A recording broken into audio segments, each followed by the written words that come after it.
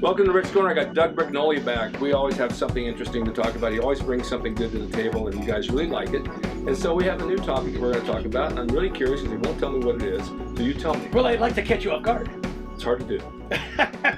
Well, today I'd like to talk about compound exercises. All right. And the reason I want to talk about that is because, you know, people try to categorize things, all good or all bad, right? And so a lot of times you hear someone say, you know, you got to do the big basic lifts. Yeah. The heavy deadlifts, the heavy squats, the heavy benches, the heavy overhead presses. And that's your foundation stuff. So here's what I honestly used to believe that. Yeah, well, and it's understandable. I mean, let me remind people that the early compound lifts were circus acts. Yeah. When we think about a deadlift, when we think about you know, an overhead press or even a bench press, these were things people did alongside bending metal pipes, tearing phone books, blowing up water bottles, carrying, you know, with Louis Sire, I think was his name. I blew up a hot water bottle on Guinness World Records with Franco. Oh, I think I saw a picture of you doing that. Yeah, I did it together. Okay. Well, that was the thing back then. I mean, Bill Pearl did it. That was the thing, right? That's right, and so, you know, and we do get caught up in these things. I mean, most of us that got started in bodybuilding were impressed by someone, right? And so maybe, well, Bill Pearl, for example, I might have been impressed with his physique. And oh, by the way, he also tears a phone book. Well, that could be fun too, right? Sure. So, I mean, let's face it, a lot of us like impressing our friends, right? So, but what I want to say is simply this, is that there is no black and white. It's all shades of gray. Okay, what do I mean by that? Well, you might think that a standing barbell curl is an isolated exercise. It's not, right? Something's keeping you standing. Right. Your lower back is working, your glutes are working, your hamstrings are working. If they weren't, you would fall forward. You collapse like an octopus. So I'd like to introduce a new term. The term I'd like to introduce is called peripheral recruitment. Okay. Okay, and what that means, peripheral vision, right, means on the side, Right. not the primary thing, Right. And recruitment means the involvement or the engagement of assisting body parts, assisting muscles, assisting joints, things that help you do this other thing. Can I interrupt you one second? Is that like when I get up in the morning, I look at my body and I say, okay, everybody up? Yeah, everybody join the force. Up. Let's get up, all you guys, legs, arms, all this. No, I get what you're saying. So we can say that a squat or a bench press is a compound movement because there's different things working, right? Mm-hmm. But there's always different things working. Sure. Right. So here's an interesting irony for you. When we do a standing barbell curl, we call it an isolation bicep exercise. Mm-hmm. We ignore the fact that we have some peripheral recruitment going on by our trapezius in our lower back and our glutes, etc. But when we do a hanging leg raise, we call it an ab exercise. Mm-hmm. Guess what? The abs are the assistant. That's true. The movement is the legs. Right. The movement is the hip flexor. Right. What are the abs doing? They're keeping the spine stable. Right. They're keeping the tailbone from kicking back. If you didn't have any ab involvement in a hanging leg raise, your tailbone would kick back when you kick your leg forward. Yeah. In order to not have that happen, in order to keep this under. So it is the peripheral muscle. Get it. I got it. So the question I ask is, why should we consider all compound exercises good when clearly sometimes the peripheral muscles are working harder than the target muscles? Yeah, I never thought of it that way, but you're absolutely right. The same is true with a parallel bar dip. Yeah. The front deltoid is your peripheral muscle, and it's working harder than your pecs or your triceps. Exactly. And you can't do one without the other. Well, what I want to say is we need to start looking at exercises individually, not as part of a group, not as part of this compound group or part of this isolation group, and say, are all these muscles that are working here, are all these joints that are working here, okay? Is there any, let's say, weak link in the chain? Is there anything being inhibited? Yeah. For example, when we're doing an upright row, we have this sideways twisting going on in the wrist, right? That isn't good. The wrists are not made to bend. No, that's painful. Right? So if you have something like that, or even a regular push-up, there's going to be some blocking here, right? Some discomfort that could say, oh, so you don't want me to do an overhead press, but instead you want me to do a standing side raise. And what they say to me is, it doesn't feel as good. Well, it won't. And it's not supposed to. And I'll tell you why it doesn't feel as good. Okay? We talked about it on one of the previous shows. When you're doing a standing side raise with a dumbbell, you have a lot of trapezius involvement. You sure do. Right? You also have less resistance in the place where you most need it.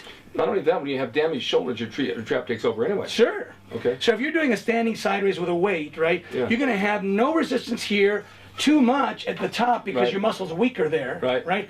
So the first thing you could try is getting sideways, horizontal on a floor mat, right? And doing your sideways like this, and what you'll discover is that you get more resistance at the beginning of the movement, less at the end of the movement, so now you're matching your strength curve. Yeah, you're losing it towards the top. Right, and that's a good thing, but there's another weak link in the chain, and that is your wrist and your forearm. Why? Because the delta can handle 40, 50 pounds, but the forearm and the wrist can't. So when you're doing this, you're feeling a need to kind of swing.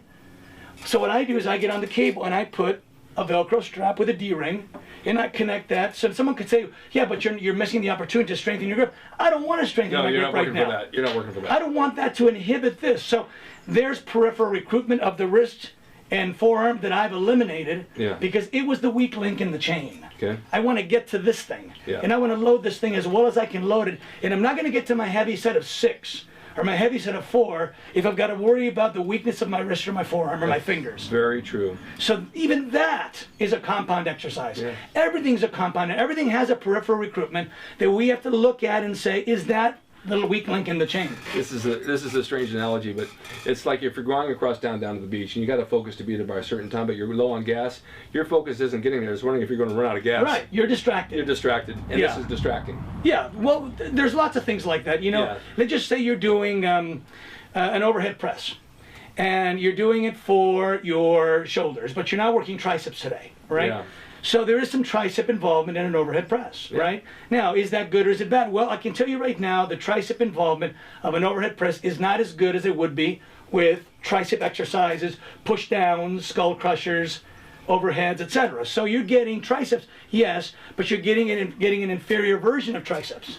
So the question is, when are you going to work triceps? Did you work them yesterday? You're going to work them tomorrow? If that's the case, this is going to interfere. Yeah. The participation of a tricep today will interfere from your recovery from yesterday's tricep workout, or it'll interfere from a fresh tricep tomorrow. Yeah, I see. I can see where so that's why we need to look at these things and say, well, look, a tricep doesn't know that a deltoid next door is also working. It's not going to gain more benefit just because some next door muscle is also working simultaneously. Yeah. They all work in their own little capacity, in their own little world. They do what they're supposed to do, and that's all they do. They don't know they're part of a compound effort or an isolated effort. They don't know. Interesting. As if they had personalities. Very interesting. You're right. You're right. We tend to lump things together. We say everything is good, everything compound is good, everything isolated. No, everything works in isolation, right? And if you're talking about like, if you're going to try pitching a ball or doing a shot put, and then you're talking about a coordinated movement, you're trying to simulate the coordinated movement, that's something else. That's a kinesthetic thing. Yeah.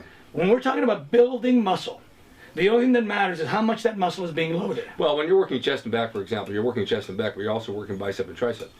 Well, you might be, but you don't necessarily have to be. In fact, if you are, then you're probably doing it wrong. Yeah. Because let's say you're doing a flat dumbbell press. Okay. Right? Ideally, you want this lever to be completely vertical. If it's vertical, then it's neutral. If it's neutral, then the bicep and the tricep, which are operating this lever, are not having to work very much at all. And it's all falling on the chest. That's the way it should be. Okay. If I open up like this, or if I come in too close, I'm going to involve triceps, I'm going to involve bicep. If I'm doing rowing and I'm pulling up this way, I'm going to involve this. If I'm not, then this stays neutral. If I push down, I'm going to involve triceps. You've got to really be aware of it then. You have to really think about what you're fatiguing and what you're not fatiguing. By the way, that's one of the things I like about high reps. If you do one high rep set of 50, you'll know whether your form is right or not, because there's an obvious feeling that the muscle you're targeting isn't the one that's getting more work. That's a reaction you have to learn from. Right. Yeah, makes sense to me. Yeah. I mean, I'm not saying that I don't like the idea. Like a squat is fine. I'm not saying I dislike the idea of two muscles working at the same time. I just dislike the idea of having a weaker muscle inhibit the stronger muscle. I don't like the idea of rotating a shoulder joint to a painful position or to a damaging position to get a stimulation for the muscle that isn't better than it could be in another safer way. That's all I'm saying. How many times a week would you work these high reps? How many times a week can you actually do it and feel okay? I do it every workout. So it's like 4 times a week? Well, I work out 6 days a week. Okay. This is what I do for people who are curious. I have 4 different workouts. I do chest and back on day 1. I do shoulders and traps on day 2. I do biceps, triceps, forearms, and abs on day 3. And I do legs on day 4.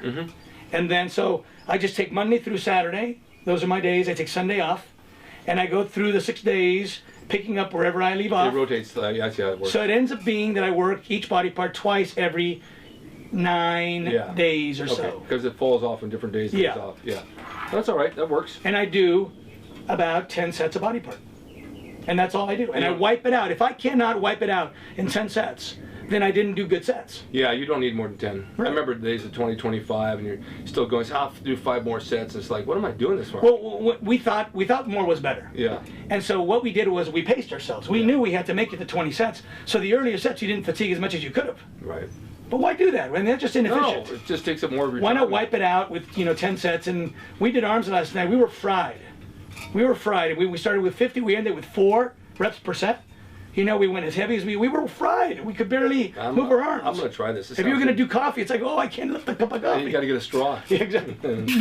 Anything else you'd like to add?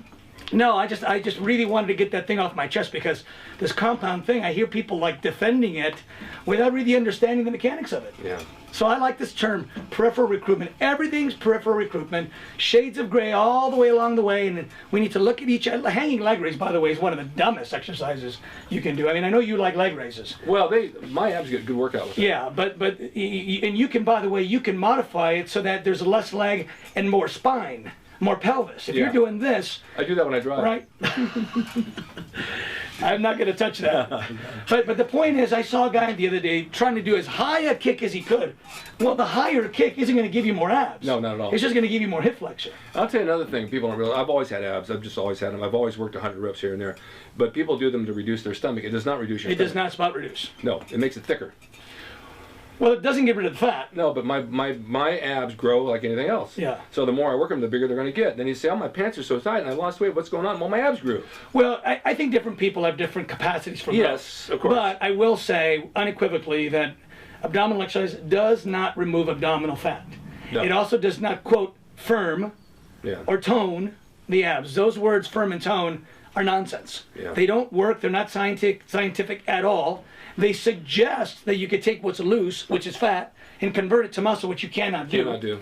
So let's get rid of tone and firm altogether and understand that you're either adding or subtracting, adding muscle or subtracting fat, and that's all you can do. That's basically all you can do. There's no way to convert it. People say, I remember when I was like, oh, you're going to turn that fat into muscle. Really? Right. Let me see you do that on a steak. Yeah, can you imagine like having this big spare tire over here and somehow converting it into lats? They used to have cartoons pushing like it up. They had cartoons like they shove it up and the guy would be like this all of a sudden, Well, only in a cartoon. Yeah, it was a cartoon. So we can find you at DougBrignole.com. DougBrignole.com. I'm on Facebook. Feel free to send me a friend request. And I'm also at dbfitness@aol.com. I like to apologize that I can't answer all emails. Even if you offer me money, I can't answer all emails because there's just too many. But I do like hearing from you, and if we find a good topic, we'll bring it on the show. Yes. And whenever I can get to an email, I always do respond to it. Yeah, suggest it and we'll talk about it. That'd be a good idea because it is hard to answer everything. I also want to mention, which I mentioned on my last show, that I have a couple of people that I shout out to that are sponsors on the show. It's wellnessfitnessnutrition.com. They have a lot of supplements. They have a doctor in charge. It's real. You guys ask, is it real? How can he do it? Believe me, it works. And he's a good doctor. And I've heard good things about it. A lot of good things about it. And it's all been lab tested, and I don't see any fault with it whatsoever. So don't look for trouble where it doesn't happen. You don't fix a clock that's not broke. He's a good guy. He's got a great reputation. He's got a good clinic, and he will talk to you on the phone personally and put you on a program that you need for your body. You can't beat that. No, you can't beat that. And also, I want to mention, because I told Doug, I have my websites, rickdrasin.com and rickscorner.com, but I have a new one called Rick Drasin Originals, which is my t-shirt line, which is coming out in about a week. We've been working on this for about 7 months in China. And you made the first Gold's Gym logo. I did the first Gold's Gym logo and the World Gym Gorilla, and based off that, I have other designs for bodybuilding and fitness, which will be on my website, rickdrasinoriginals.com, and it should be up pretty darn quick. I think you're going to like it. It's for men and women. I got V-necks for guys, which I really like. Oh, I like V-necks. Yeah. Let me ask you a quick question. Did Joe Gold ever tell you that he regretted selling Gold's Gym? Yes, he did. He did. I figured he might have. Yes, he did. It's a long story. He didn't realize what he had when he sold it. It's a long story because I did attribute to Joe, but so many guys today don't know who Joe Gold is. If there was no Joe Gold today and no Joe Weider, there'd be no bodybuilding like it is now. Right. It'd be very different if it, well, I would imagine it would be something, but it would not be what it is. I don't know how big it would be because he's the one that put it on the map with Arnold and all the guys. Right. And Joe had sold his name back in 71 or so, and he sold the gym, and then it changed hands a few times and became really famous. And did Pete Grimkowski buy it? Pete Grimkowski bought it, and they started doing shows. And he had no idea the franchise ability of that name. Oh my God, it was huge. So Joe comes back from sea as a merchant marine in '76, and he came to me and said, I'm opening another gym. I got property on Main Street. I'm going to call it World Gym. Can you draw me a gorilla? And I said yes, and I did. Yeah, and beautiful. That gym franchised as well. The rest is history. The rest is all history. You got to look it story. up. It's a good story. But Joe Weider used to shoot all of his photos in Joe's gym. Right. In Joe Gold's. Right. And so that's why everybody wanted to go to Joe Gold's gym because. And it's still there. Well, I mean, the building's there. Yeah, it's a house now. Yeah. But that's where everybody went to the Mecca of bodybuilding back in the day. And it was small. No, it was tiny. Yeah. But it had history and it had an atmosphere that you'll never find those anywhere. pictures, those black and white pictures taken in there are classics. Classics, man. Yeah. And we never knew at the time that was going to happen. And those pictures of you in there are classics. They're good. Yeah, they're good. but we never, when you do that stuff back in those days, you have no idea. Ask me, boy, you were lucky to have that life. Yes, I was damn lucky to have that life. It was a good life, but it'll never be duplicated again. It will never be like that again. Right, because it couldn't be. I mean, the whole world is too commercial now. Yeah, it's sad. Yeah. But I want to thank you guys for watching Rick's Corner. I always like to bring Doug on. We got good topics, and there's more coming your way. And I'm Skyping now to people outside the city who want to come on the show and they just don't have any way of getting there. I'm going to do a Skype with them. We'll do a split screen to be able to see Rick's Corner with someone all over the world. Beautiful. Sounds great. Good idea. Thank you, Doug. Nice being here. Thank you, guys. Okay.